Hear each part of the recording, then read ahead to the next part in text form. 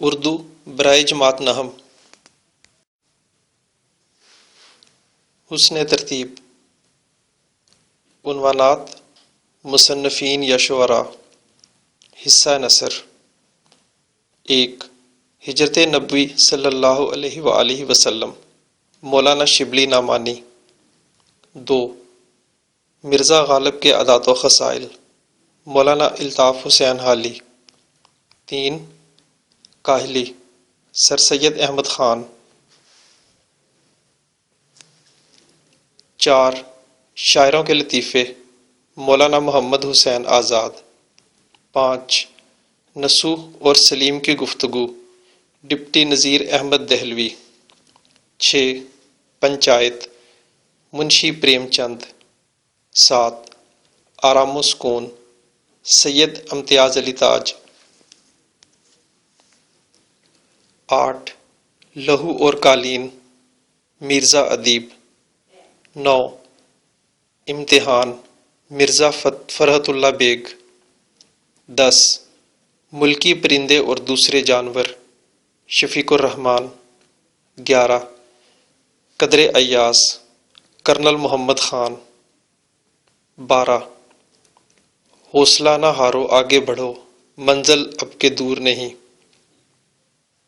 Punjab curriculum and text book board Lahore. حصہ نظم. 13.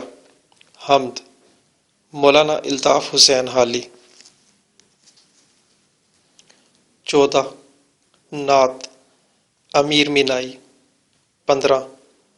برسات کی بہاریں نذیر اکبر آبادی. 16. پیوستہ رہ شجر سے امید بہار رکھ علامہ محمد اقبال. حصہ غزل. 17.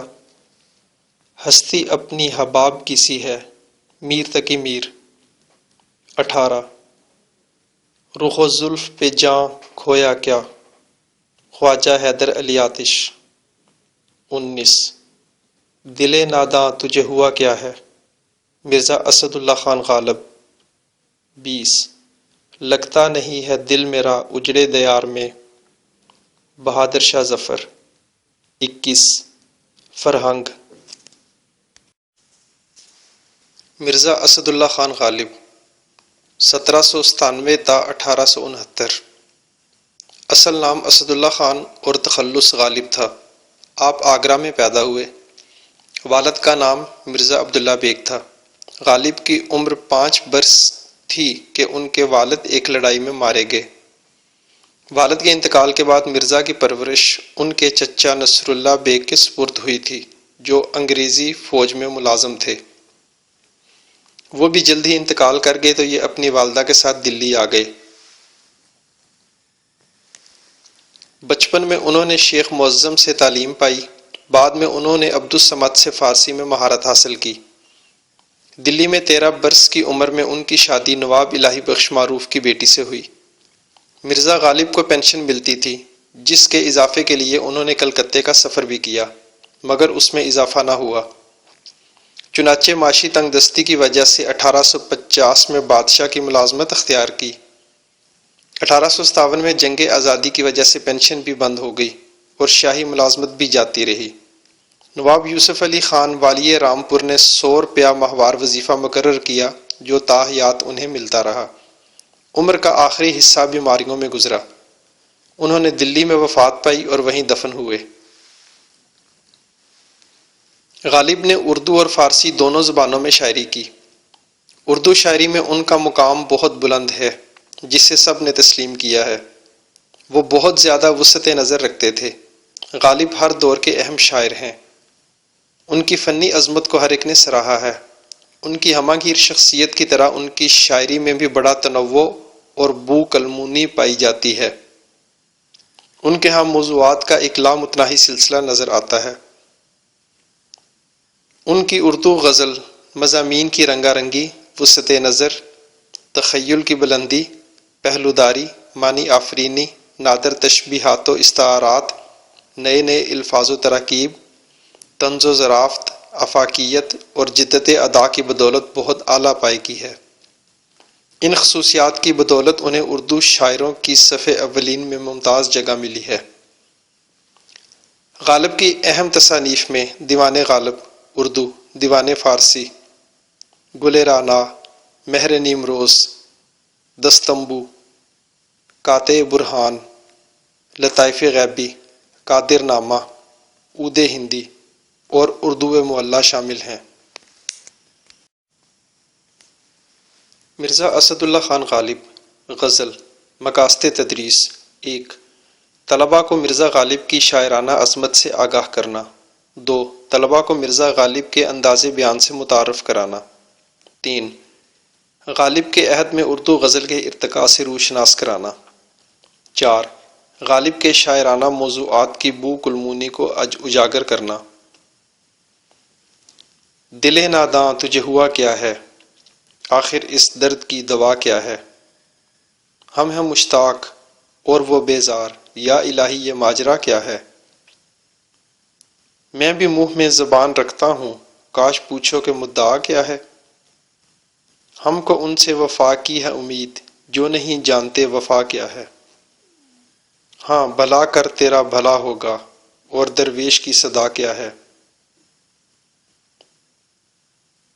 جان تم پر نثار کرتا ہوں، میں نہیں جانتا دعا کیا ہے، میں نے مانا کہ کچھ نہیں غالب، مفت ہاتھ آئے تو برا کیا ہے، دیوان غالب۔ مشق 1 غالب کی غزل کی روشنی میں درج ذیل سوالات کے جواب لکھیں۔ الف شاعر کو کن سے وفا کی امید ہے؟ ب شاعر نے کسے ناداں کہا ہے؟ جیم کون مشتاق ہے اور کون بیزار؟ دال درویش کے لب پر کیا صدا ہے؟ ہے غالب نے مقطع میں محبوب کو اپنی کیا قیمت بتائی ہے؟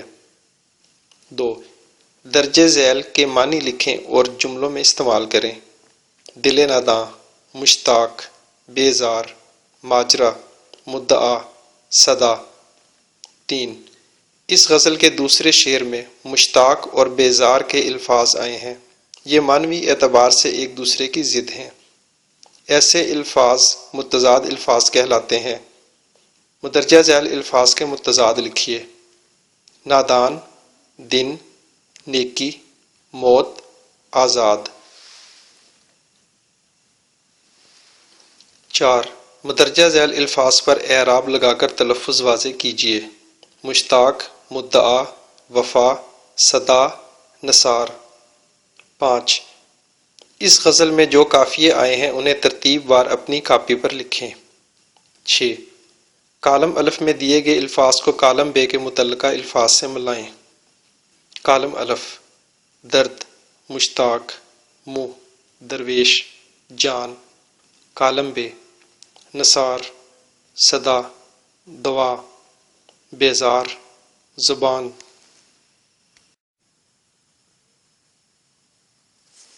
7 متن کے مطابق درست لفظ کی مدد سے مصرع مکمل کریں۔ الف ناداں تجھے ہوا کیا ہے، ب مفت ہاتھ آئے تو کیا ہے، جیم یا الہی یہ کیا ہے، دال ہم کو ان سے کی ہے امید، ہے کاش پوچھو کہ کیا ہے، واو جان تم پر کرتا ہوں، زے اور درویش کی کیا ہے۔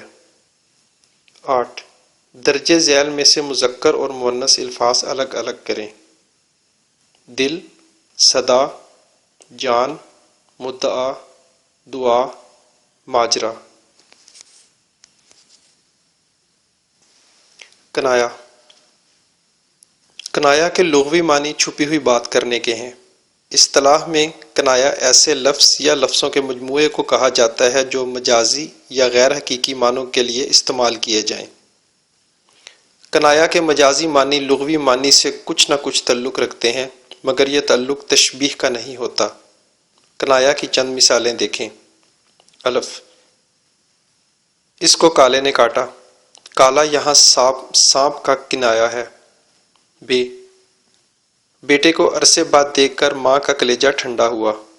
کلیجہ ٹھنڈا ہونا یہاں کنایا ہے خوشی اور راحت کے لیے۔ جیم، اپنے سفید بالوں کا کچھ خیال کرو۔ سفید بال یہاں بڑھاپے کے لیے کنایا ہے۔ دال، جب سے چولہا ٹھنڈا ہوا کسی رشتہ دار نے خبر نہ لی۔ چولہا ٹھنڈا ہونا غربت کے لیے کنایا ہے۔ ہے، وہ بڑا تنگ دل ہے۔ تنگ دل گھٹیا اور کنجوس آدمی کے لیے کنایا ہے۔ سرگرمیاں: 1. غالب کی اس غزل کو زبانی یاد کریں اور خوشخط اپنی کاپی میں لکھیں۔ 2. غالب کی کوئی اور معروف اور آسان غزل تلاش کر کے اپنی کاپی پر نقل کریں۔ 3. جماعت کے کمرے میں ہر طالب علم سے اس غزل کی درست آہنگ کے ساتھ بلند خوانی کرائی جائے۔ اشارات تدریس: 1. غالب کی شاعرانہ عظمت کے بارے میں آسان گفتگو کی جائے، نیز اس غزل کے حوالے سے سہل ممتنع اور استفہامیہ انداز کی وضاحت کریں۔ 2. غالب کی مشکل پسندی کے بارے میں بتایا جائے اور یہ بھی بتایا جائے کہ ان کی آسان غزلیں بھی موجود ہیں۔ 3. بچوں کو بتایا جائے کہ محبت انسان کو بے لوث جذبے عطا کرتی ہے۔ 4. ہاں بھلا کر تیرا بھلا ہوگا، یہ شعر پڑھاتے ہوئے نیکی، بھلائی اور احسان کا درس دیا جائے۔